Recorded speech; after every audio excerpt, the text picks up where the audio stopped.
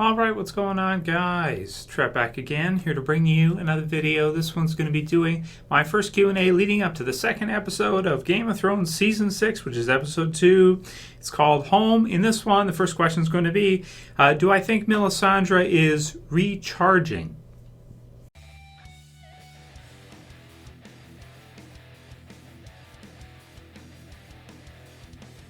I want to say thank you guys for the questions and comments after seeing the premiere for Game of Thrones Season 6. Got some really great ones, and because I thought the last scene, of course, spoiler warning if you haven't seen it yet, the final scene in the episode is just really, really weird. And I have done some Googling and I have verified it. She has taken the necklace off before, and she didn't transform into her, old witch self. So, is that a plot hole? It seems like it, unless, I don't know. They do show a little thing beside her that is there, like some kind of little, potion or something, or, something of the sort. So not sure, but I thought this was a pretty cool theory. This one was brought to us by Michael Balsamo. And he says, hey, Trev, long-time fan Q&A for Game of Thrones. Do you think that Melisandre, the Red Woman, maybe went back to her witch form, quote-unquote witch form, in order to gain access to her full power to bring back Jon Snow? Maybe appearing young drains her power quite a bit. And so I thought that was great insight, because I've been thinking about it, like, why would she do that at that time? Does she want to die at this point? Has she taken it off so that she can continue to age? And if she does so, is she going to, die? Does that kind of keep her alive or something? Is that where they're going with it? But I like your idea, too, is that maybe before going to sleep, she realizes that she's going to need her power if she's going to bring back Jon, and they're in a pretty bad situation. So in order to recharge, she takes it off and rests in order to get her full strength back, and then maybe she will either just go out like that or put the necklace back on after she's got her, her powers fully up, and then go and help Jon after. But it should be pretty cool to see, because she's there, and then they're off in another section barred in, right? They've barred the door, so it's not like she's going to be able to get in there very easily or anything. They will need the other guy who left, I forget his name, to come back with the wildlings and smash the rest of the Night's Watch. Even though there's not many left, I think Sir Davos said somewhere around like 40 something. So it's not that many. If he can get to the wildlings and they can get in there, it should be a no contest. They should be able to kill Thorne and all the rest of the Night's Watchmen without much trouble at all. If the amount of numbers they have, Tormund and that. Plus, I view them as very, very, very strong too. I mean, they've got giants and stuff, so that's pretty freaking sweet.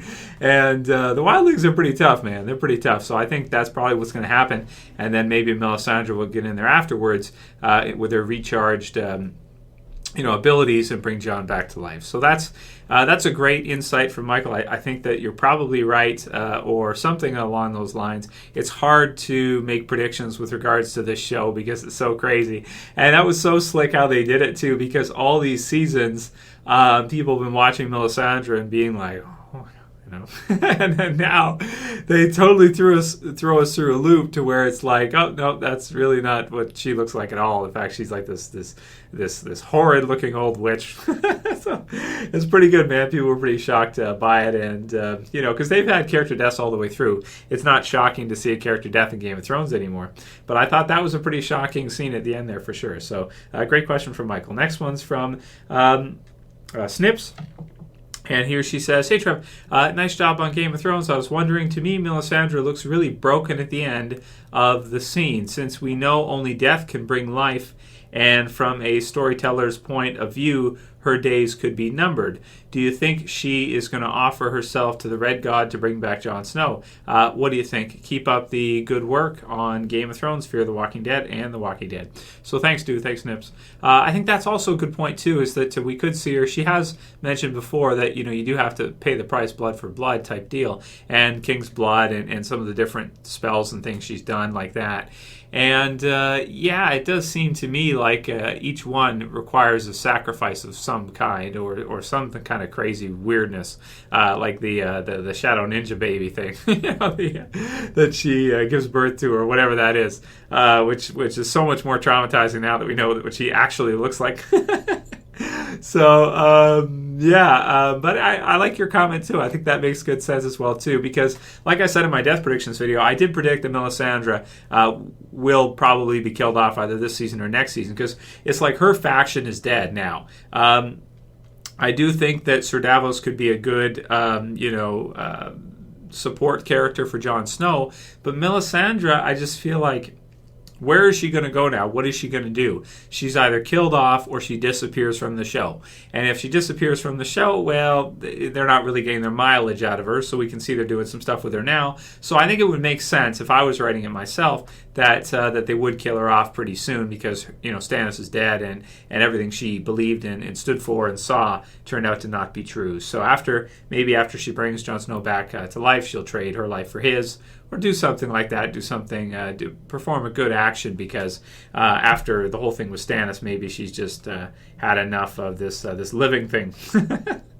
Next one's from Szminsky, and here she says, this was a comment. The ending of the episode was like the worst cockblock ever. It's pretty funny. Kasrose 8 says, so excited. Do you think Jaime will be like Tywin now? So will Jaime be like the new Tywin?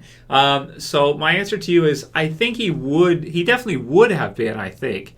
But I think that his time in captivity and losing his hand and everything, I think it will have changed him to a degree. I got the sense that after he went through that, it did change him, and he wasn't as brash and as kind of bold and as kind of, what would be the word to describe how he was against Eddard and the others, kind of full of himself and conceited and everything. I think now he realizes that really anybody can be killed no matter how good you are, and even if he's that awesome of a fighter, even still, he can be outnumbered, he can be beaten, and he may have to exercise, be a little bit more careful and not as reckless as he was. That Tywin was not reckless himself. But also, Tywin didn't necessarily always fight his own battles either. I mean, he'd usually be in there, but commanding and everything. But a lot of times, if you have a death and that kind of thing, Jaime seems to be somebody that kind of goes right in there, like he did against Eddard, rather than using one of his men to do it, as Tywin might do with the Mountain or something. So I do think that he will be a lot like Tywin, but I think he may not be quite as cutthroat. So we're going to see what's going to happen with the High Sparrow, because like your obvious thing would, you'd think Jaime would just kill them all, but that seems to be kind of a little bit obvious. So as a result, if it's that obvious, you might think maybe they'll change it and do something a little bit more tricky with it, because they don't want it to be that easy for him to do it. Maybe he feels like the people will revolt, or he'll ultimately lose if he does it, or something like that. So I'm thinking there'll be some complications. The easy answer is he'll just kill everybody, but that seems too obvious for Game of Thrones, and the way Game of Thrones is written and the type of storytelling it is, nothing is ever as obvious as it seems it would be, especially with predicting as well too. But I do think you're right. In a lot of ways, he'll be like Tywin, just maybe have a little bit more compassion than Tywin ever did. Tywin's pretty cold if you look at the way he was and everything. Next one's from Just the Walking Dead. It's a Game of Thrones question though. He says, so is Stannis 100% dead? And people have replied to him in the comments, and I agree with them. Yeah, at this point, Stannis is dead. We know for sure Stannis is dead now. I think they don't have to necessarily show us the body in this case. I think it's pretty obvious that Stannis is a goner now. Yeah, Brienne killed him because now she's over there, and yeah, it's just what it is. We'll do a couple more. Next one's from Steve Adams. He says, hey Trev, I've been watching Game of Thrones from the beginning, and I've always felt that the show revolved around Jon Snow, in my opinion. If they don't bring him back, which I'm certain they will do, he puts in brackets, do you think the show will lose steam? Because I get bored of Daenerys' character really quickly. Thanks, and keep up the reviews. So Steve Adams. So this is kind of a bit of a loaded one. Yeah, that's true. That's a common concern with the show, is that they keep killing off some people's favorite characters. You got Robb was my favorite character at one point. Killed him off. Eddard, my favorite character at one point. Killed him off. So they kill off a lot of people's favorite characters, and people think that as a result of them doing that, less people will tune in because their favorite characters are dead. But there's so many characters, and it changes over time, and different characters are fun to watch at different times. So it hasn't hurt the show so far if they've killed off anybody really, and they could just leave Jon Snow dead and have that be it. And I'd be actually surprised if he was dead for good, like Kit Harington says that he is. I do think he's going to come back. Yeah, I think so too. Especially the way things are being set up right now and the concentration on Melisandre. I think so. Unless she's just taking off her necklace to just let herself die that night or something. If she knows that when she takes it off, she'll age and then she'll die. So it's hard to say, right? But to answer the other part of your question is that you've always... so I get bored of some of the other storylines too. I'm bored particularly of Arya's storyline. I think that I want to see something happen with her storyline, because I think she's a great character and she's had some really fun storylines before. But it's kind of one of those anime training things. It reminds me of maybe like Dragon Ball or something, where you have characters go off and they train for a while, and it's like they're building up. So they're building up to something. So it's exciting for that, but it's not the most exciting just to watch them train as you go through the show. That's what it is.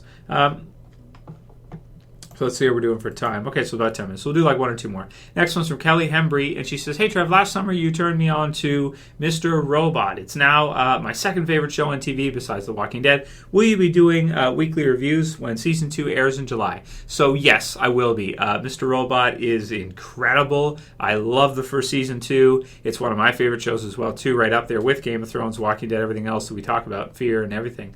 And it's one that I'll definitely continue with. Next one's from Alexander P. Says, "Hey Trev, love your videos, and I've been watching for over a year. Keep it up. Can you do a Q&A about Game of Thrones?" This is it for you, brother. "What do you think will happen with the Sand Snakes now that they've taken over? Will there be anarchy or all-out war?" So I'll end with this question: do I think the Sand Snakes have enough pull to get Dorne to go to war completely? And the answer to that is no. I don't think so. What would they do anyway? Because Tywin's dead. As far as they know, the mountain is dead. So, I think it'd be more like anarchy. It'd be weird to see Dorne take up the sword against King's Landing or something, Lannister or something. I mean, they could go that route. They could do whatever they want with it. But do I feel like it makes most sense for the story and where they're at with regards to them? I can't see them leading, Dorne into war like that. So I don't think so. No, I think it's going to be more like anarchy. It's something more along the lines of what we saw with the Sons of the Harpy. Maybe even if they won and they took over control, what would they do with it once they got it? It's kind of like the Joker in Batman the Dark Knight, as he talks about, he's like a dog chasing cars. He wouldn't know what to do with one if he caught it. So now they've caught it. Now they don't know what to do with it. They've got power, I suppose, but what are they going to do with it? They didn't think that far ahead. So at least that's my thoughts. We'll see what happens with it. I mean, don't know, but that's what I think. And I'll call it here for today's Q&A because I don't want to go on for too long. And if you guys wanted me to do another one, I do have a few other questions. Maybe I could put in for another one if I get enough. So private message them to me. If I get enough good ones, then I'll do another Q&A this week for Game of Thrones for you guys leading up to episode 2. I'm not against it. Let's do it if you guys want to do it. But if you do want to do it, you got to send me your questions. Anyway, that'll be it for today's Q&A. If you guys liked it, please don't forget, guys, every video, I appreciate the thumbs up. It always helps. You're basically telling me, "Hey, Trev, I like this. I want to see you do more." That's what you're saying. If you thumb it up, that's what you're saying. Also, if you share, and if you favorite, same thing. You're saying that as well. And if you're new to the channel, this is the first time you've seen me or you've seen me once before, and you haven't subscribed to the channel, highly suggest you subscribe at the bottom left. You can send me messages for the Q&As and everything else like everybody else here has done. That's it for this video today. I'll see you guys again real soon. As always, it's Trev, and I'm saying peace. See you guys.